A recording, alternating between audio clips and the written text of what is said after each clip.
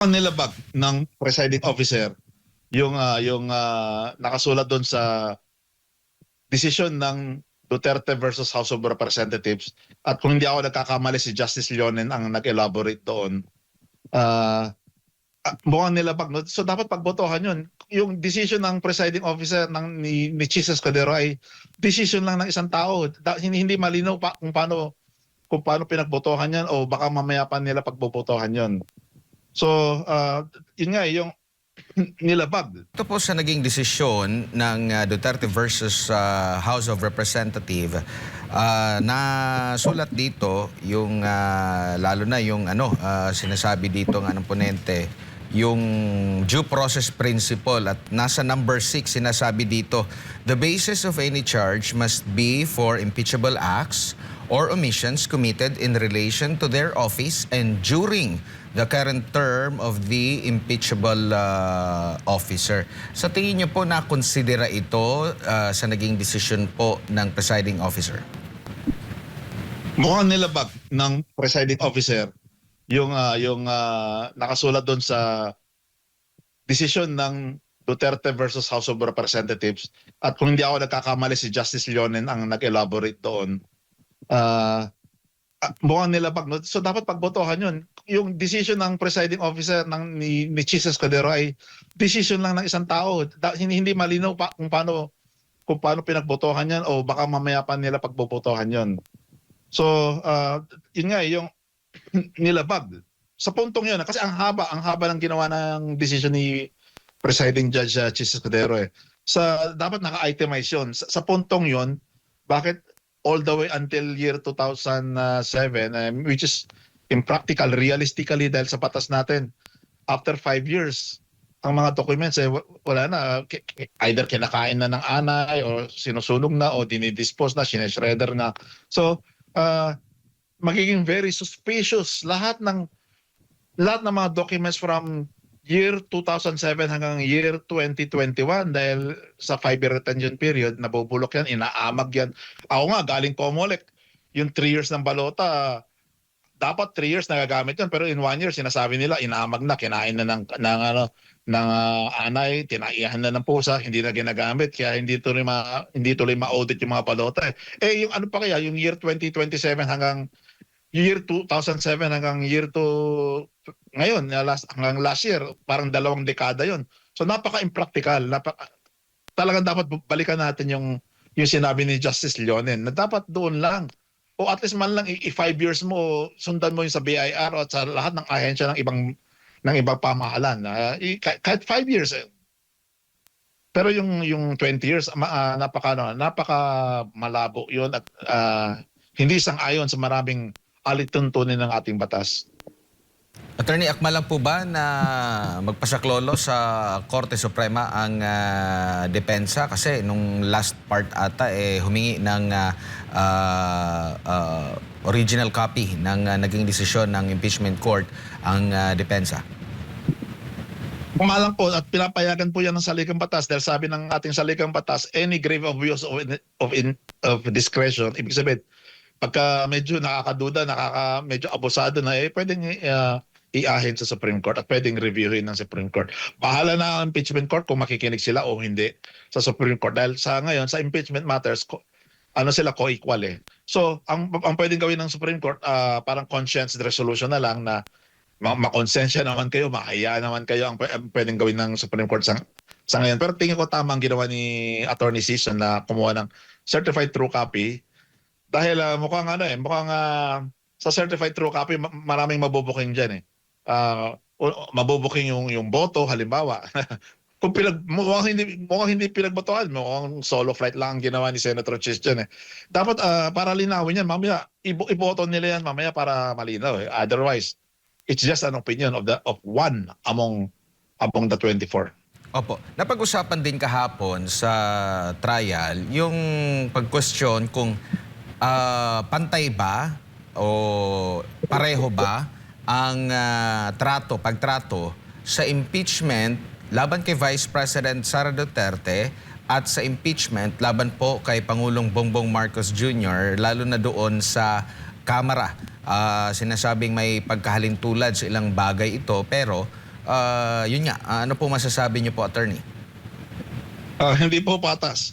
Hindi po patas yung ang pagtrato dahil kung tutusin kung ginawa natin yan halimbawa kay President Bongbong Marcos, hindi mo naman kailangan maghalughog ng documents dahil merong Supreme Court decision noong governor pa siya nung vice governor pa siya sa Ilocos Norte as early as 1991. Nasa Supreme Court decision yun. So hindi mo kailangan na sabihin na babasahin mo lang. So from 1981 to 2025, dapat kinonsider yan sa impeachment ni Ferdinand Romualdez Marcos Sr. Samantalang yung kay Sara yung unang yung 2007 hanggang sa 2025 yung nilabas ng AMLA, kung naalala nyo, a few months ago lang nung nasa house pa, di ba, nung nakita nila na 80 million lang ang suma total ng kinita ni Sara for 20 years. Ibig sabihin, naging vice mayor siya, naging mayor siya, naging vice president siya. Nag-average lang ng 4 million a year yung kinita niya. So ang nangyari kay Sara, hindi ill-gotten wealth, hindi unexplained wealth, kundi unexplained poverty. Bakit? Napakahirap niya, no? So ngayon, ang ginawa ngayon ng House, maghahalughog sila dahil kung base sa ebidensya ngayon, dapat matuwa tayo kay Sara. Isipin mo, napakatipid niya. Unexplained poverty. So ngayon, gustong palabasin ng prosecution na unexplained wealth imbes na unexplained poverty. Kaya kailangan humalughog ng lambat all the way to 2007. Pero kung gawin mo kay Marcos yun, kung magiging patas tayo, all the way to 1981 at hindi mo kailangan humaluglog ng documents dahil nasa Supreme Court decision po yun. So definitely very unfair, very hindi patas. Attorney, halos 2 dekada at ito na records, no, financial records. Nakikita niyo po ba na baka mas mahaba pa yung ating ang impeachment trial days na kakailanganin na ukol po dito, attorney? Tingin ko mas hahaba pa kasi pagkatapos nila humulughog at the right things are going, no? Kung titingnan niyo yung documents, mas lalong magiging katiwa-tiwala mas lalo lang nagmumukhang mahirap unexplained poverty nga So naglista ng 19 companies si Cheese, tapos may dalawang company na medyo yung parang karton yung pangalan niya. Ano ba yun? Pero tingin ko mas lalong kakaba talaga yung impeachment proceeding dahil kada bukas mo ng records magko-compute ka unless gagawin nila katulad kay Corona na A plus B equals C, A plus A minus C equals D. Walang minus naalala nyo kay Chief Justice Corona? Walang minus, puro plus So nagmukhang lumaki. Yun yung fatal blunder ng accountant at meron ng COA commissioner na talagang medyo kinasusuklaman ng mga accountants saka auditor dahil hindi marunong mag plus minus. So baka ganyan na mangyayari. Dahil siyempre babantayan napaso na tayo kay Corona, ang gagawin ng defense team talagang sisiguraduhin nila kapag plus, kapag minus. And you must remember plain and simple arithmetic. So tingin ko doon tatagal. Opo. Attorney, kaliwat kanan na pong kilos protesta ang inyo pong grupo. Halos every linggo na po meron pong pagtitipon. Malapit na rin po yung muling pagbubukas ng sesyon kasabay po ng State of the Nation address ng Pangulo.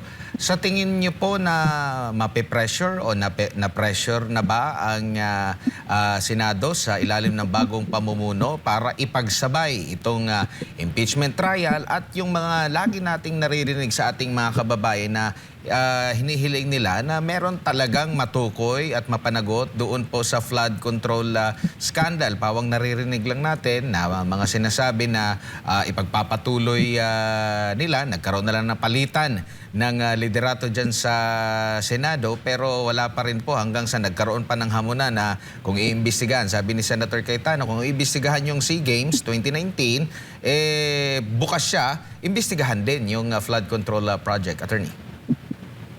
Dapat lang, yung tingin ko kahit ano pang gawin dyan pagpipigil. Yung, kunyari, kagabi lang, binaha ako no? So hindi mapipigil yung flood control na yan. At saka yung mga kilos protesta, tuloy-tuloy yan kahit walang funder yan. Alam nyo ba, parati kami namomroblema sa funding pag tuwing may ganyan. Tapos biglang may darating na last minute, biglang may magdo-donate na anonymous. So, galing na sa tao eh. Ibig sabihin, kahit hindi kami magplano ng rally, kami na ang kinukulit, mag-rally kayo. Tapos sasabihin namin, wala kaming budget. Tapos mamaya biglang darating last minute yung budget. So tingin ko, tuloy-tuloy yung ano na yan, yung mga rallies niyan. At yung flood control, sa dami ng bahanan darating, hindi yan mapipigilan. Kumbaga, it's the will of God na. It's no longer the will of ordinary people. It's the will of God. Tingin ko tuloy-tuloy yan. Parang nangyari sa 1986, kinulong lahat ng mga opposition, sinopress lahat ng kung ano-ano man yung proseso. At ang nangyari, naulit lang yung 1986. Parang hindi natuto itong si yung Raymond Marcos ngayon. Hindi na sila natuto. At I am very confident na mauulit-ulit yung 1986. Opo, huli na lamang po, ano po yung inaasahan nyo naman po sa SONA ng Pangulo? Ang inaasahan ko ay naging tayo, by the way, alam niyo ba naging record holder tayo sa haha sa Facebook emoji, emoticon ba tawag doon? Record holder na ang Pilipinas ngayon. So ang nakikita ko sa SONA, puro ha. Ang mga Pilipino pinagtatawanan na lang problema, masama loob natin, dapat angry yun eh. Pero ang Pilipino na lang, sige, ipasa Diyos na lang, itawanan na lang natin ating problema. Ang ini-expect ko sa SONA of this coming Monday, June 27, dalawang emoticon. Dahil anniversary din siya ng Iglesia ni Cristo eh. Sa anniversary ng Iglesia ni Cristo, in-expect ko puro heart 'yon eh. Puro heart. Tapos sa sa State of the Nation ni Ferdinand Romualdez Marcos in-expect ko puro ha. At siguro malalagpasan natin yung record. Tayo kasi record holder sa Facebook. Malalagpasan ba natin yung record na yan na puro ha. Alright. Attorney, maraming salamat po sa inyong pong oras at sa pagbibigay po ng impormasyon niyo. Good morning po sa inyo. Good morning. Thank you. Ayan po mga kababayan, si Attorney Melchor Magdamo, Legal Counsel po ng United People's Initiative ang ating nakasama. Napakinggan ngayong umaga kaugnay ng impeachment trial ng pangalawang Pangulo.